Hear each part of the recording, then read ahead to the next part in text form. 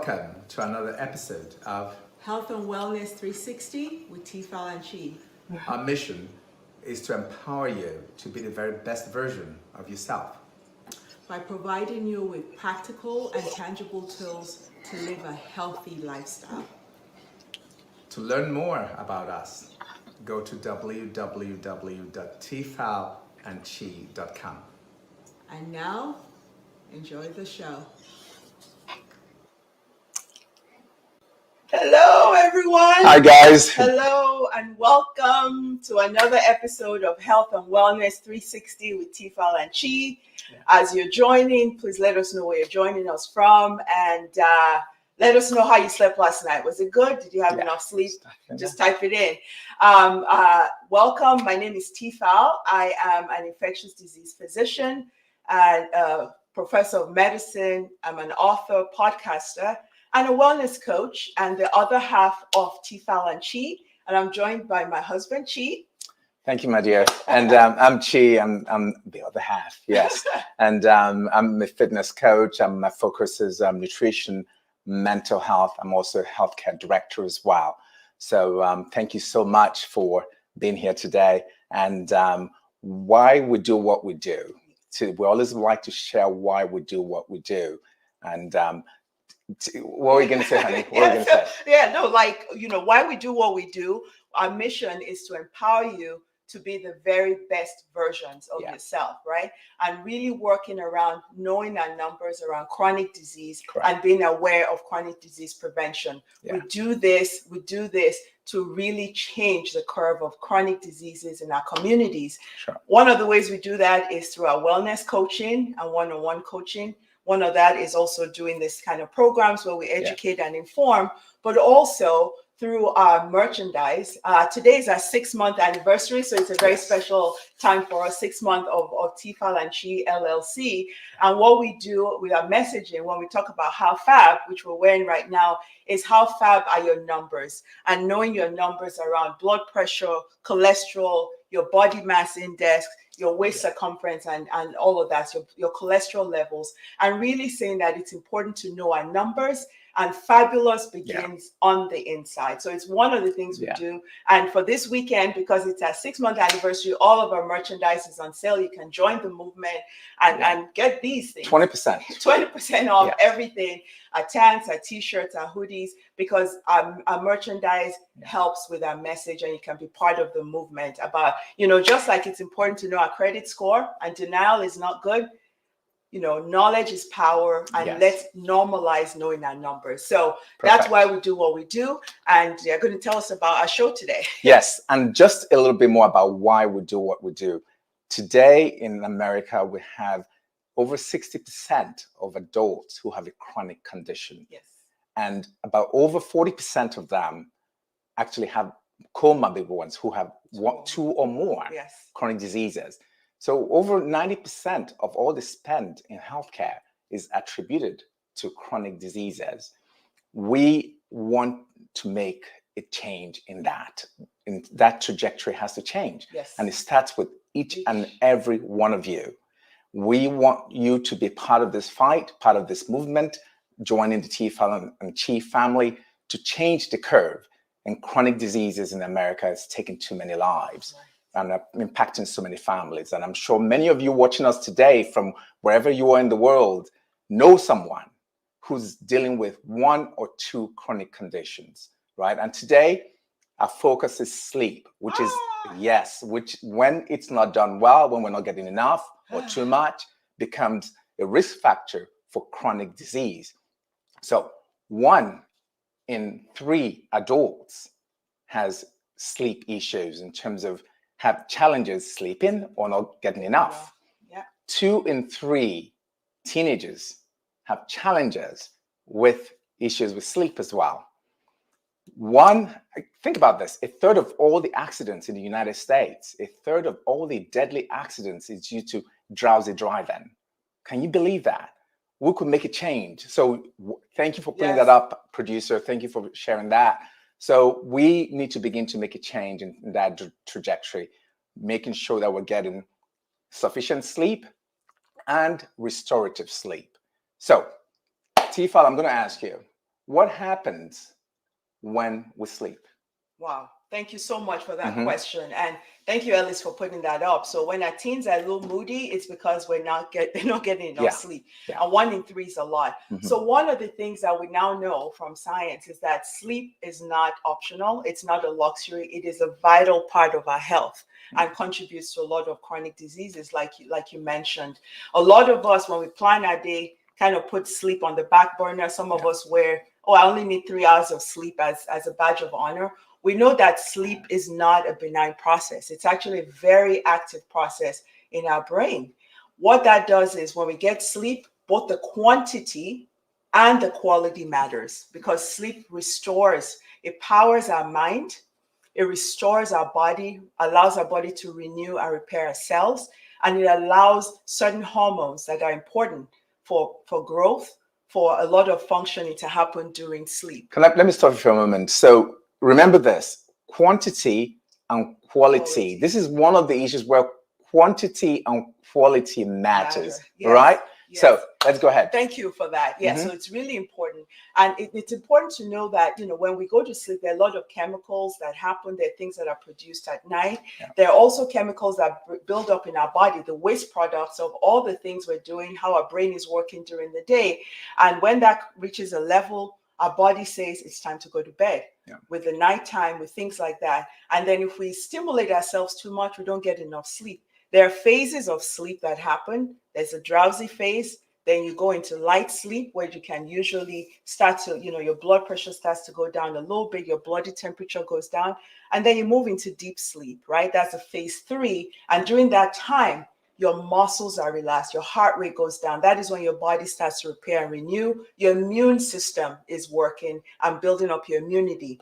And then you get into this, what we call the REM sleep, or the rapid eye movement sleep. And that's where a lot of learning and creating parts of your brain are activated for learning, memories, and things like that. So when that cycle usually takes about 90 minutes, and we need about maybe 4 or 5 of those cycles to get good sleep. And every time our sleep is short, we're cutting back on the ability for memories and functioning and learning. We're cutting back on deep sleep that helps release our stress. We're cutting back on a lot of things. So when we think of what happens during sleep, we start to understand why the consequences of poor sleep are there. And, sleep physiology is more complicated than that, but Botino is like, we need this as a vital part of our health. So that's my short answer of what happens during sleep. It's not benign, and we need it. Yes. And as you keep coming through, because we see quite a few are coming through, just let us know how you slept last night. All right. Was it good? Was it poor? How many hours did you sleep? How many hours did you sleep? Could you get some more?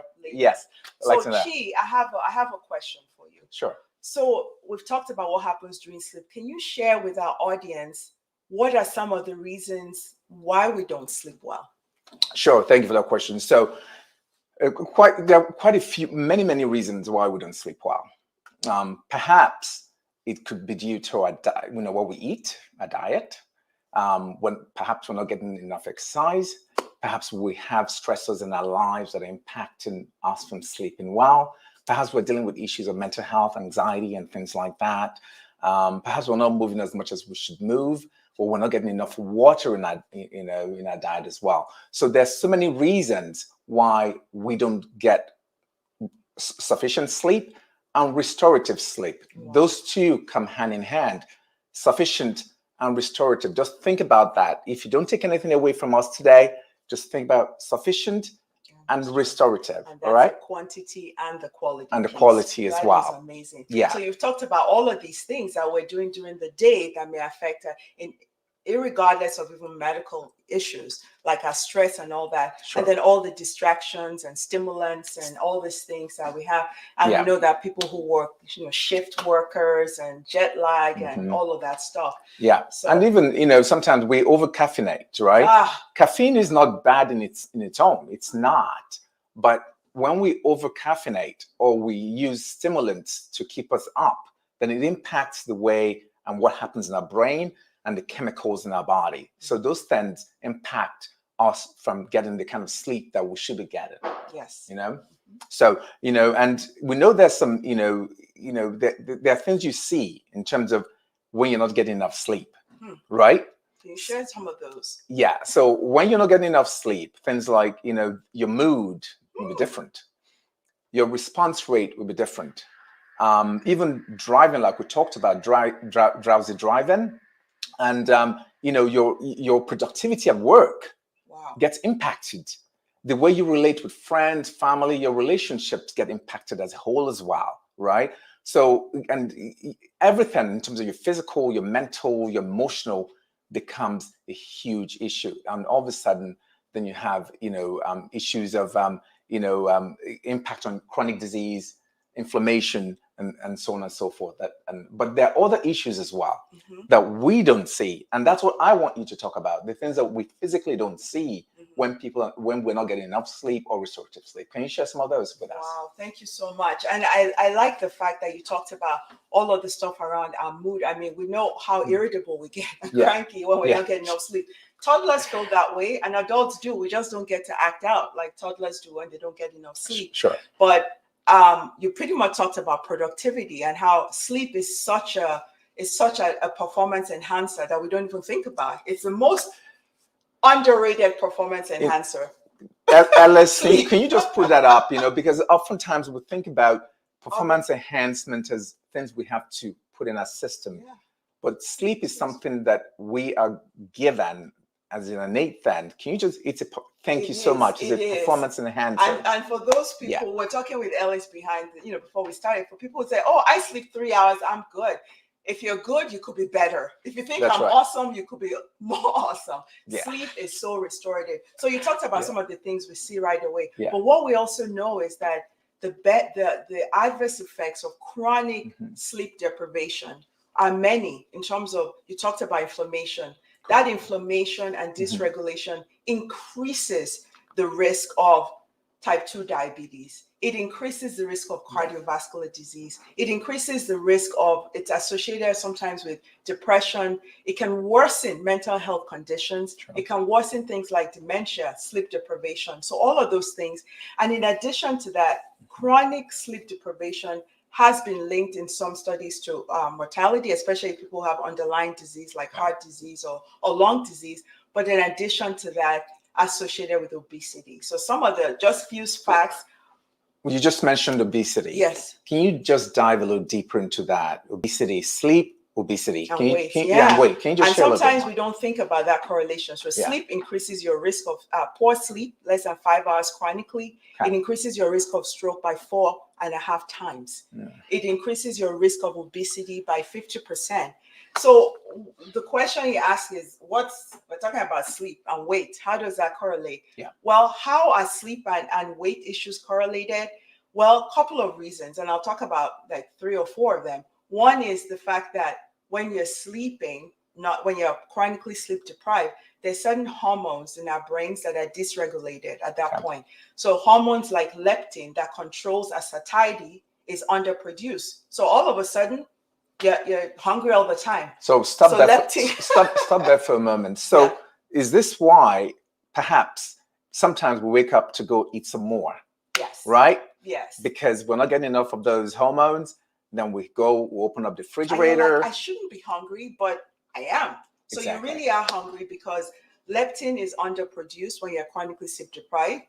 Ghrelin, which is your appetite hormone, is overproduced. So you're hungry and you're never full. So that's 2 reasons why it's associated with weight gain. The third thing is that when you're sleep deprived, your stress hormones are up. We've talked about cortisol on this show a couple of times. When cortisol is up, it affects your insulin levels, insulin resistance.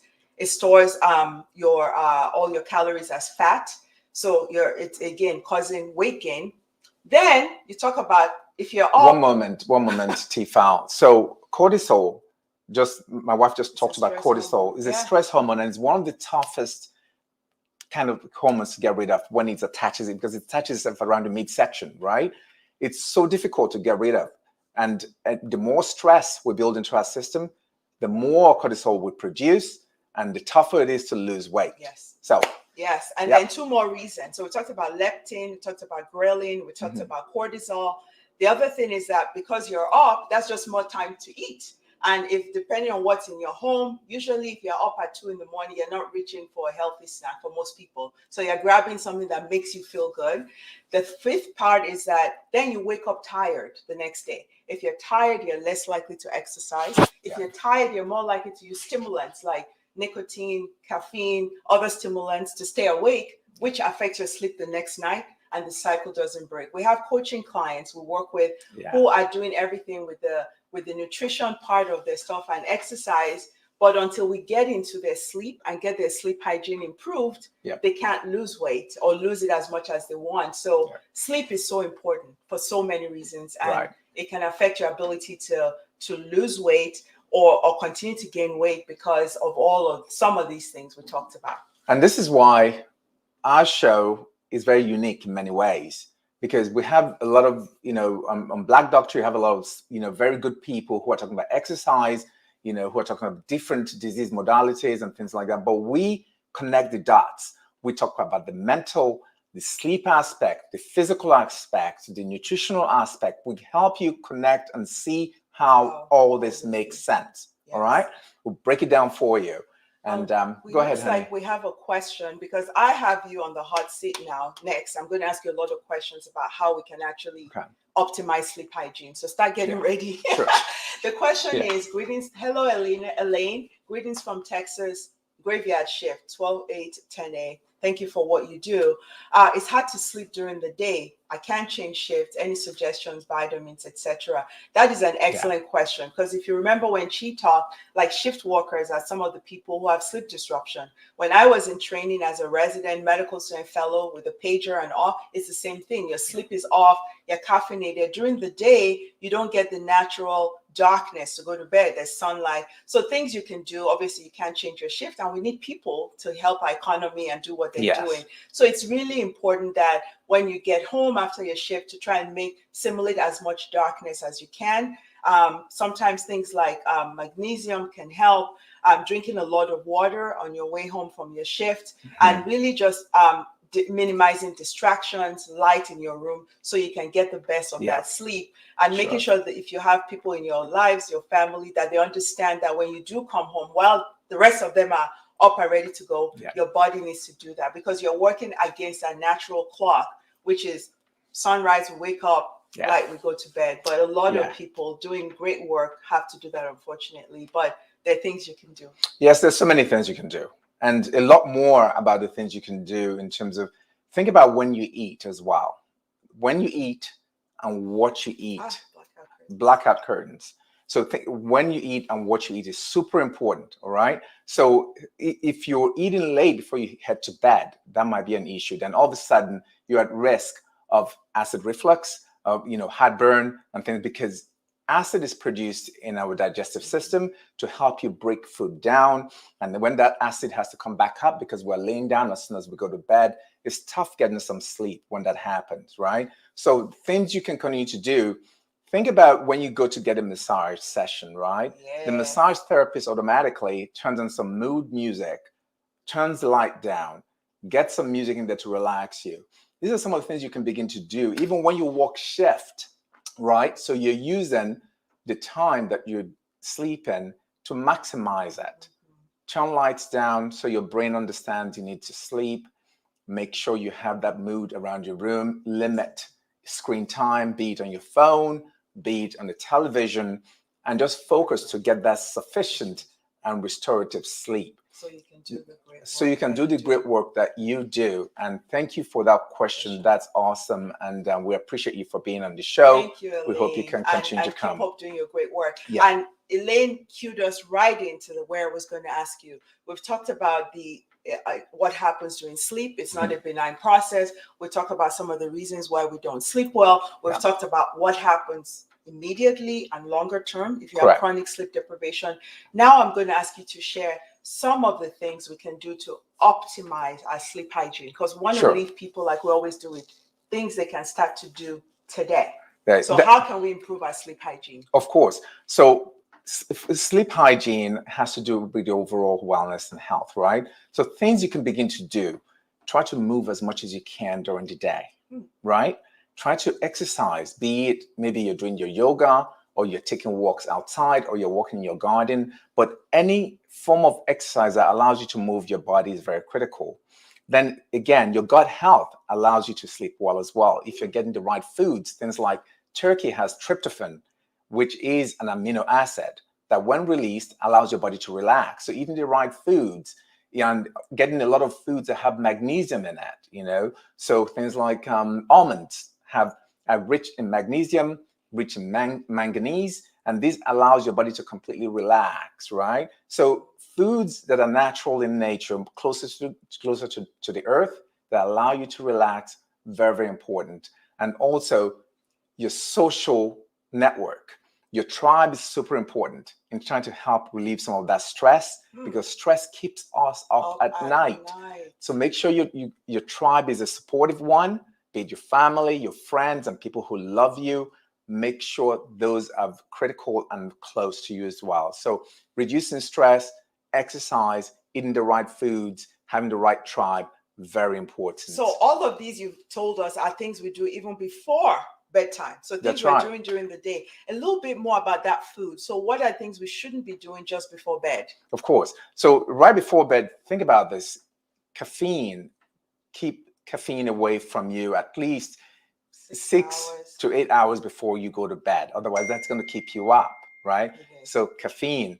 Then also think about, carbohydrates. High carb meals will keep you up, because your body is trying to break it down. Then all of a sudden it finds that you're not exercising or moving, it dumps it as fat. So you lose on both ends, right? So high carb meals, fried foods, fatty foods, all those will give you heartburn and keep you up. Increase your protein intake, your vegetable intake as well. And water. Drink lots of water. Water helps you in terms even with your sleep hygiene as well. So those are things we're doing before we even get to bed. Yeah. So what are some of the things we can do once we get into the bedroom, or to make it a place that we can get that quality and quantity sleep? Because we want to get through as many cycles of sleep at night. Yeah, I'm going to try to make this real short and quick, because we have about 8 minutes left. This show flies by so quickly. So more things in the bedroom. Yeah, so remember, your bedroom is a sanctuary. Just think about it this way. It's a sanctuary for you to relax. Life is hard enough in so many different aspects, right? So you want a sanctuary. Your room should be that place. Your bedroom, wherever you call your bedroom, should be a sanctuary where you can put your head down, lower dim lights, have the mood music if you can, or white noise, whatever you have in place. Even while brushing your teeth before you go to bed at night, dim the lights, because what happens is that while you're brushing your teeth and the light is bright, it hits your brain and tells you, stay awake, stay awake. The same thing. Yeah, I'm still up, I'm still up. So you have to think about those little things you can tweak, right? Because many of us cannot make changes with our jobs, right? So we respect that. But the things that we feel that you can tweak and make a big change within your system, within your ecosystem at home, that will help quite a bit as well. Wow, preparing for that, preparing for sleep, not making it a last minute, up and then it's not going to happen. Preparing for it, optimizing, having a regular schedule of when you go to bed and when you wake up, and making it that way. Right. So now, what about sleep issues, and when should we see a doctor? Because we know that people who suffer from poor sleep hygiene, but it's hard for them to make those changes because there are deeper issues there. Correct. And real quickly, we have 6 minutes, so let's do this. And again, deep issues of sleep is a whole show of itself. So these tips we've given are that will help, but there are times when people have what we call micro sleeps, falling asleep during the day, waking up and still feeling tired after getting, the recommended hours of sleep, having chronic headaches, having chronic fatigue, your partner or bed person saying a lot of snoring, or times when you stop breathing. Those are signs that could be of a serious sleep disorder, right? And there's dozens of sleep disorders that people have studied, that doctors who are specialized, they're done with medicine, they're sleep certified. So for some of those, if you have those symptoms, discuss with your primary care doctor, because it will refer you to a sleep specialist to get a sleep study to see if you have something like sleep apnea that can cause death if it's not treated, chronic insomnia, things like restless leg syndrome, narcolepsy. So there's some chronic insomnia. These are serious disorders that require a specialist to do a sleep study, and then depending on what the diagnosis is for treatment. But regardless of all of those particular sleep disorders, all of these things we've discussed around sleep hygiene are going to be good to optimize your health. Perfect. Perfectly wrapped up that way. Love it, love it, love it. And we're going to be moving quickly here because we've got about 5 minutes to show. And this is why we love it. It moves quickly, but we try to give you as much information as possible, right? So sleep is not optional. No. Sleep is not a luxury either. So let's put that up for a second. So sleep is not optional and sleep is not a luxury. Sleep is a necessity. Yes. We must have it. We must have it sufficiently and we must have it restoratively. All right. So now we're going to go to our Make It Make Sense segment. Make it make sense. Yes. And this time it's directly tied into our thing. So it's a simple one. It's what is the sleep number? Sleep number, yeah. The sleep number is for CDC and for the National Sleep Foundation is that for adults over the age of 18, you need 7 to 9 hours of sleep. Yeah. Teenagers need anywhere from 9 to 10 hours, maybe a little bit more. These are averages. Some people can do a little bit less, a little bit more, but at least 7 hours, right, of sleep. And chronic sleep deprivation, if you're getting less than 5 hours, most days of the week, that is sleep deprivation. And your body is paying for it. Your mind, your performance, things are paying for it. So our teenagers are deprived, you said 2 out of 3. 2 out of 3. Some of their mood things, some of their anxiety, but it also affects their ability to learn because they're not getting into REM sleep so many times. And that's where you form all your learning and things like that.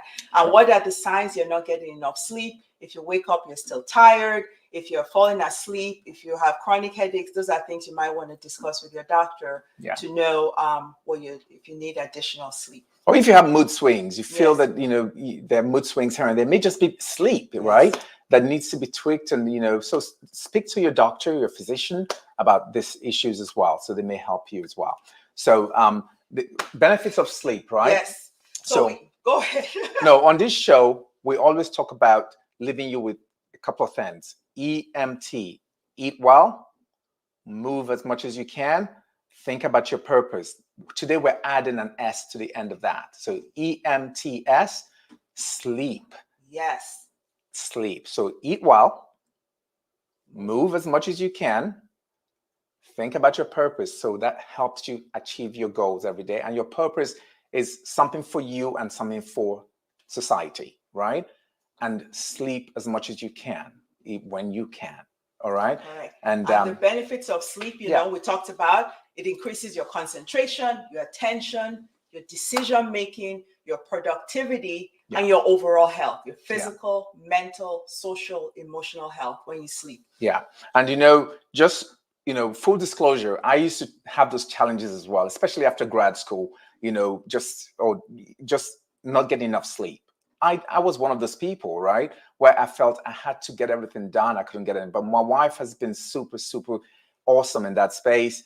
She's helped me to try to get as much sleep as I can. And sometimes you just have to put your computer down, your phone down to get the amount of sleep that you need. And if you're not getting enough sleep, you're going to, see issues like, mood swings, anger issues, relationship issues.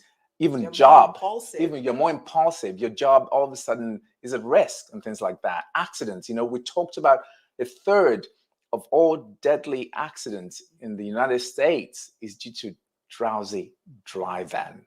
As much as someone's drunk and driving, same thing, So it's very key. We love you. Thank you so much for watching. Please share this with friends, family. Follow us on Facebook and Instagram at TFal Chi. And again, this weekend, you can be part of the message. All of our merchandise, T-shirts, tags, hoodies, they're all 20% off on our website, tfalanchi.com.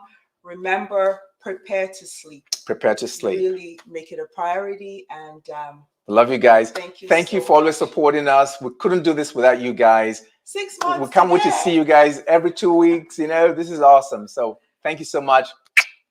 We love you. We hope to see you again in 2 weeks. Yes, share this message. Share it with as many people as you can. Thank you, Ellis. Thank you. Yeah.